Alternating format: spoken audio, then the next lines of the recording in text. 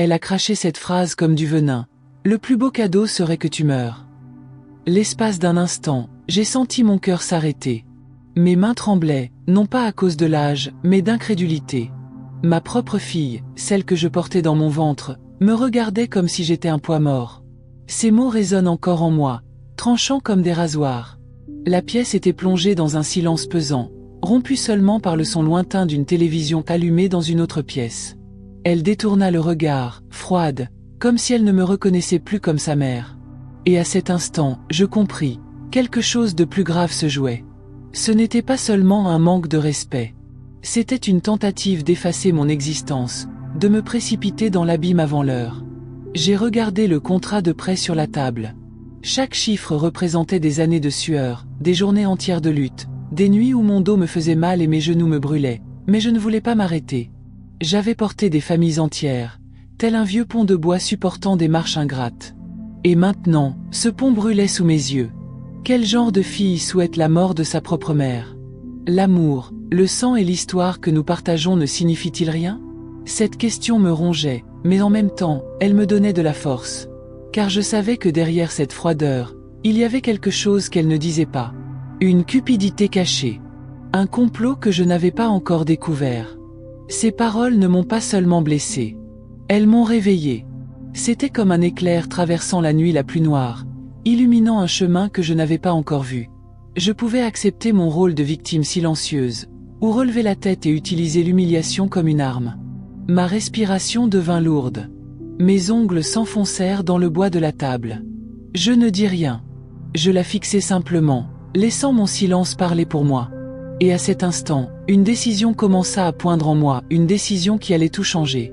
Je n'étais plus seulement blessé. J'étais alerte. Et chaque détail, chaque ombre sur son visage, chaque tremblement à peine dissimulé dans sa voix, tout serait observé avec un regard nouveau. Car à cet instant, j'ai compris, ce n'était pas seulement une fille en colère. Elle représentait une menace. Et lorsqu'une mère noire, marquée par la vie, prend conscience d'être menacée, quelque chose se produit. La douleur se transforme en force. La blessure devient une lame. Et le monde qui nous entoure, si habitué à nous voir en silence, commence à comprendre que le silence peut aussi être un cri sur le point d'exploser. Assis devant elle, je la fixais intensément, essayant de déchiffrer ce qui se cachait derrière ses paroles. Était-ce une colère passagère, ou quelque chose de plus profond, de plus calculé? Le silence entre nous était un désert, et j'avais la bouche sèche, comme si chaque mot étouffé était du sable qui m'étouffait.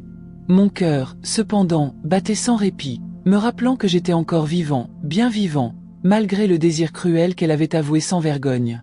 Tandis qu'elle jouait distraitement avec son téléphone, j'ai remarqué le contraste saisissant. Moi, avec mes rides marquées par des nuits blanches et des années de lutte qui m'ont appris à survivre, et elle, si sûre d'elle, presque arrogante, comme si son avenir était déjà assuré. C'était comme se regarder dans un miroir brisé.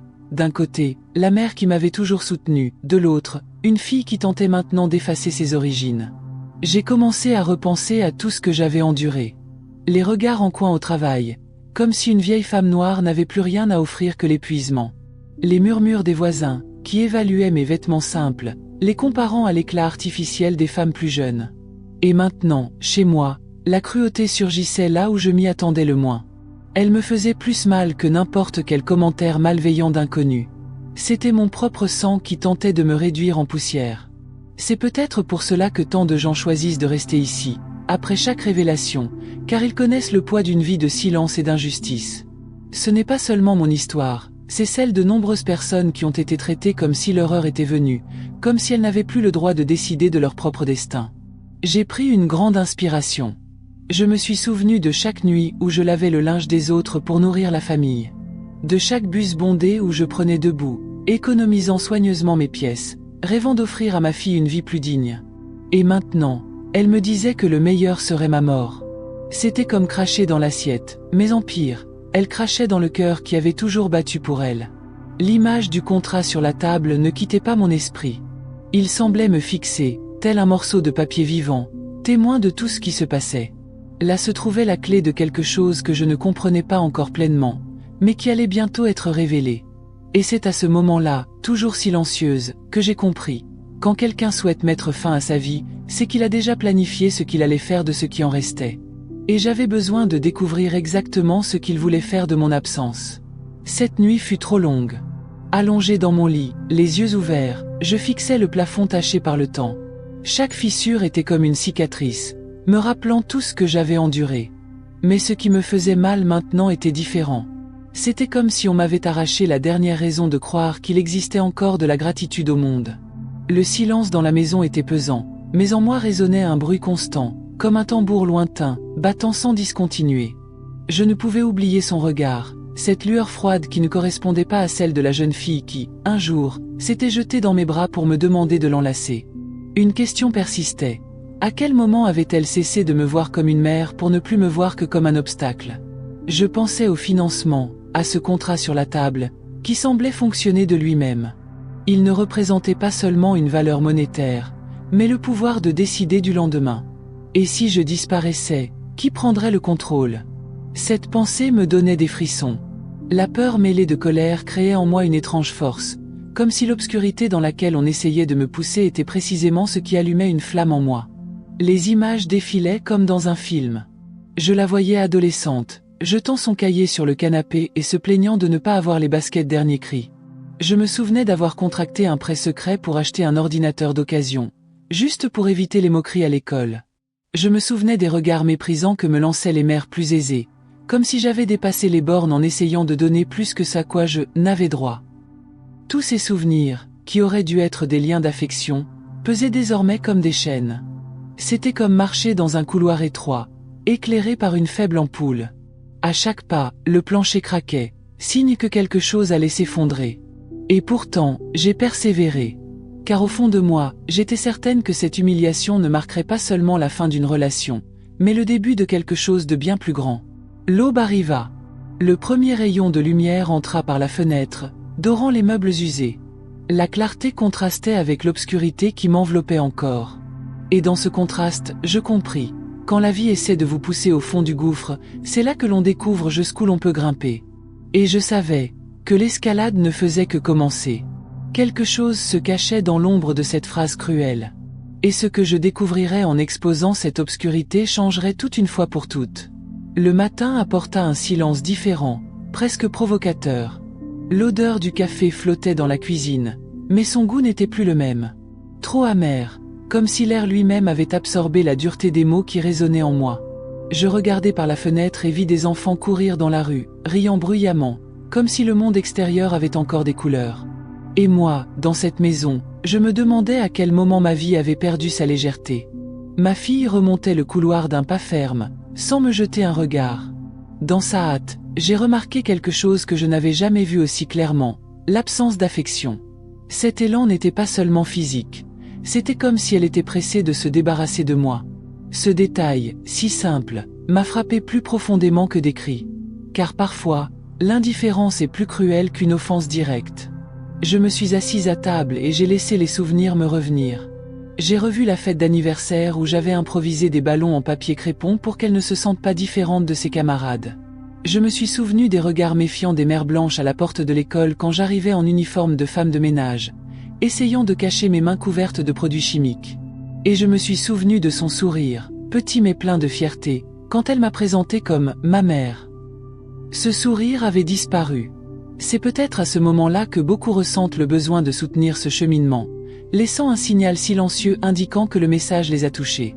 Car, au fond, chacun connaît le poids d'aimer et de ne pas être aimé à parts égales. En remuant mon café froid, je me demandais, verra-t-elle un jour tout ce que j'ai accompli? La jeunesse, si aveuglée par l'ambition, comprendra-t-elle un jour que chaque réussite porte les marques de ma peau, de mes efforts? Ces questions restaient en suspens, sans réponse, mais chargées d'une vérité silencieuse. Et c'est à ce moment-là, entre les doux souvenirs et l'amertume du présent, que j'ai réalisé quelque chose de nouveau. La force qui émergeait en moi ne provenait pas seulement de la douleur. Elle provenait aussi du souvenir de tout ce que j'avais pu affronter.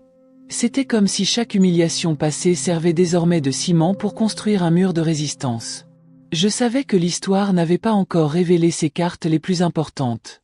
Et que, derrière ce contrat et cette froideur, se cachait quelque chose qui allait bientôt éclater au grand jour, révélant le véritable jeu dans lequel j'avais été jeté sans l'avoir demandé.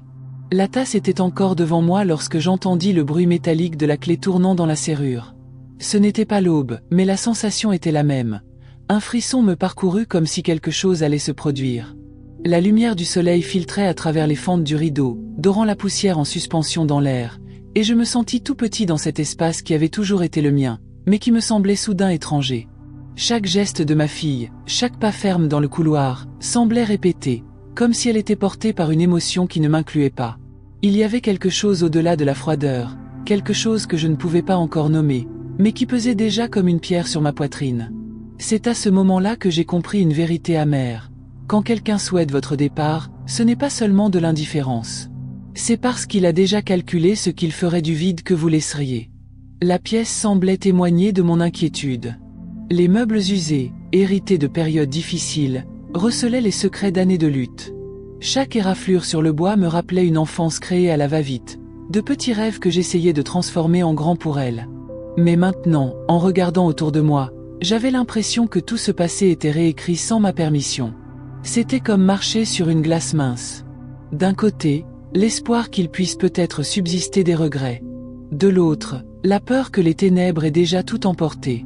Mon cœur oscillait entre ces deux rives, et à chaque battement, je sentais le temps s'accélérer, comme si quelque chose allait s'écrouler sous mes yeux.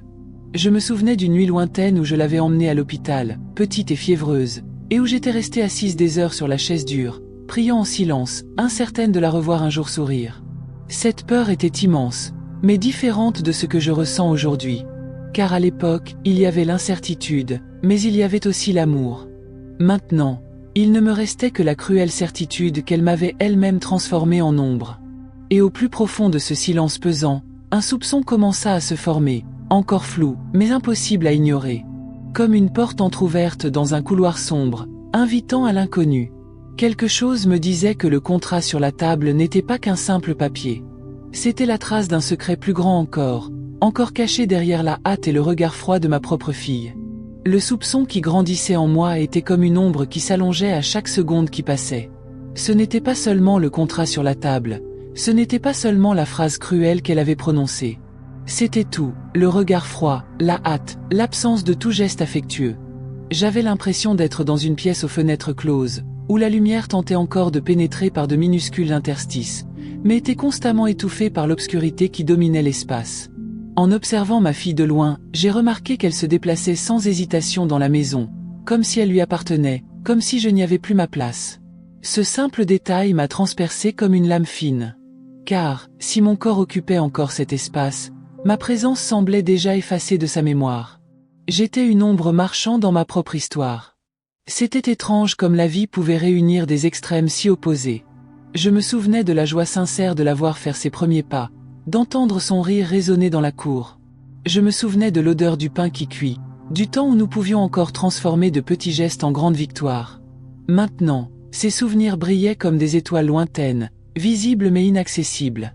Un contraste saisissant avec la froideur qui m'entourait à présent. Mon cœur oscillait comme un pendule. D'un côté, l'espoir persistait, murmurant qu'il y avait peut-être une explication, que ce n'était peut-être qu'un instant.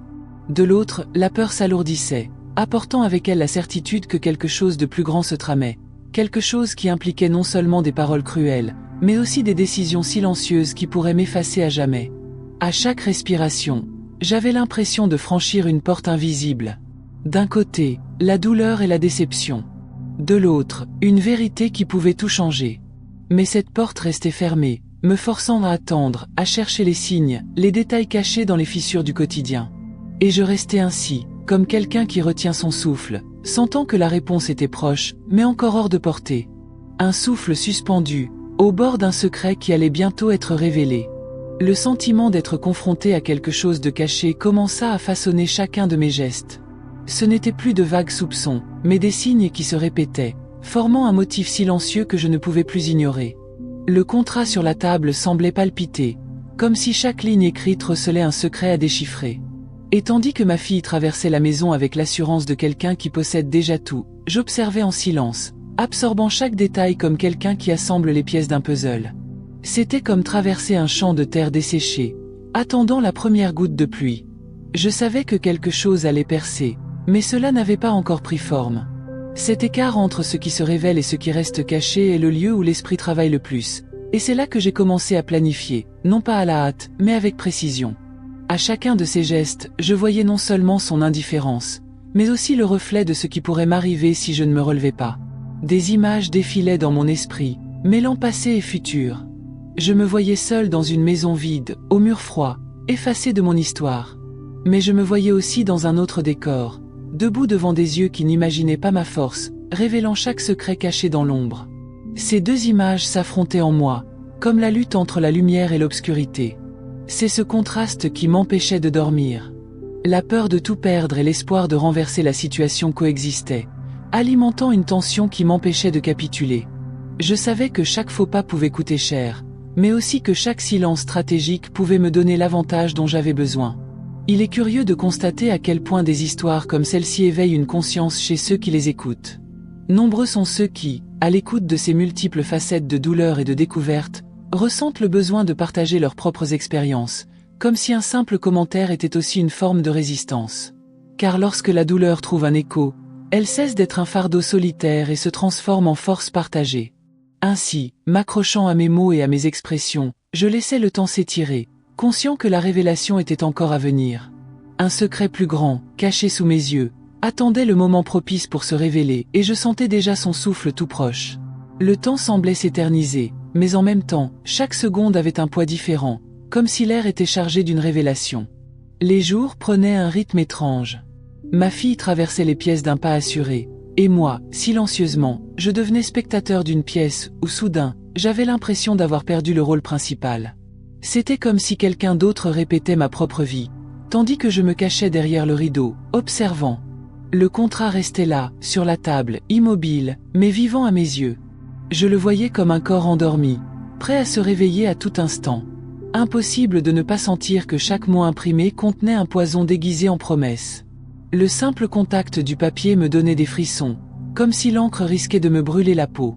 Pourtant, impossible de détourner le regard. Les nuits devenaient longues.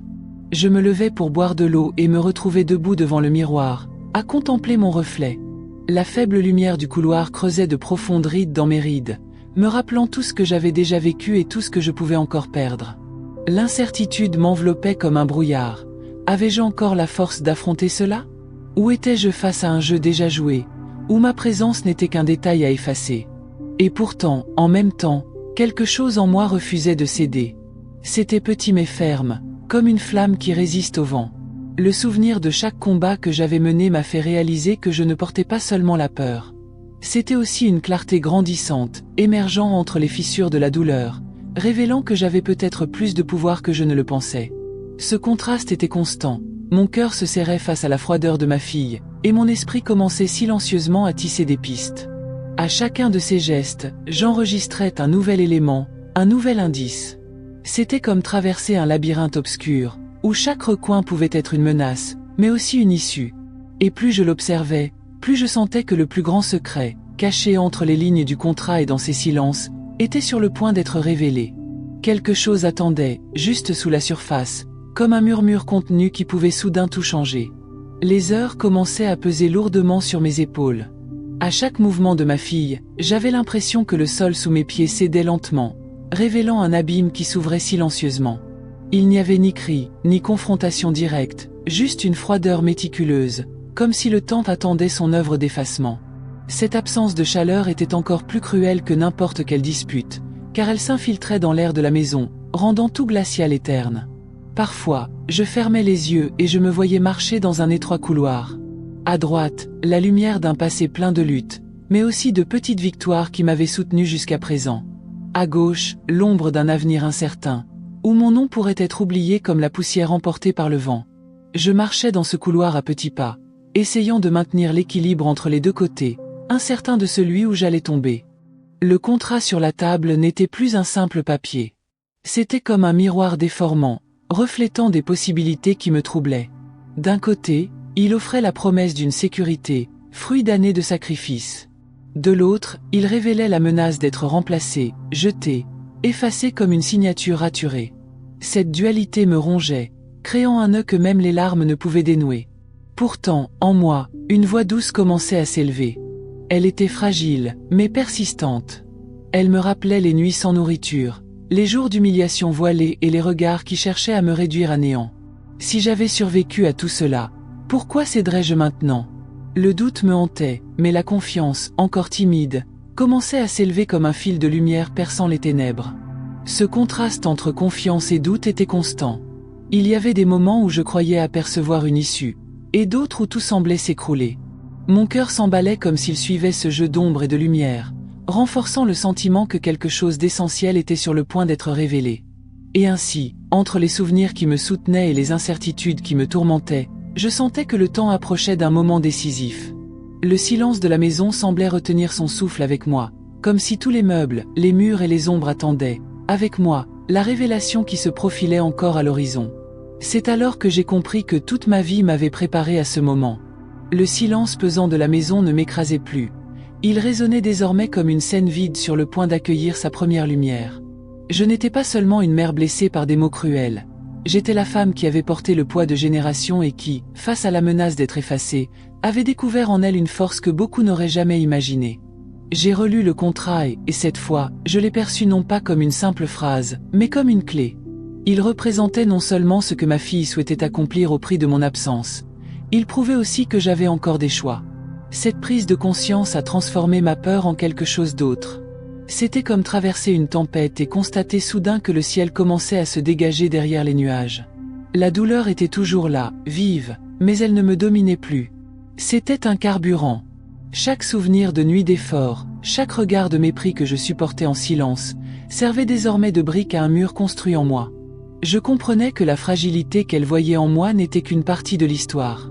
L'autre partie, cachée pendant des années, était la capacité à résister et à surprendre. Ce contraste m'a donné une énergie nouvelle. Entre défis et réussite, entre ombre et lumière, j'ai trouvé ma place. Et j'ai réalisé quelque chose d'encore plus profond. C'est un privilège de ne pas abandonner, de se relever même quand les autres anticipent votre chute. Et j'ai ressenti ce privilège comme un don rare, que peu de gens reconnaissent sur le moment, mais qui transforme tout autour de vous. Si vous êtes arrivé jusqu'ici, vous avez peut-être aussi ressenti ce mouvement en vous. Et c'est dans cette reconnaissance silencieuse que beaucoup choisissent de laisser une trace, que ce soit par un geste, un mot, un commentaire, ou même en s'inscrivant pour poursuivre ce voyage. Car lorsqu'une histoire résonne, elle n'est plus seulement la mienne, elle devient la nôtre. Et c'est ainsi, face au même mur qui semblait autrefois m'emprisonner, que j'ai senti quelque chose basculer.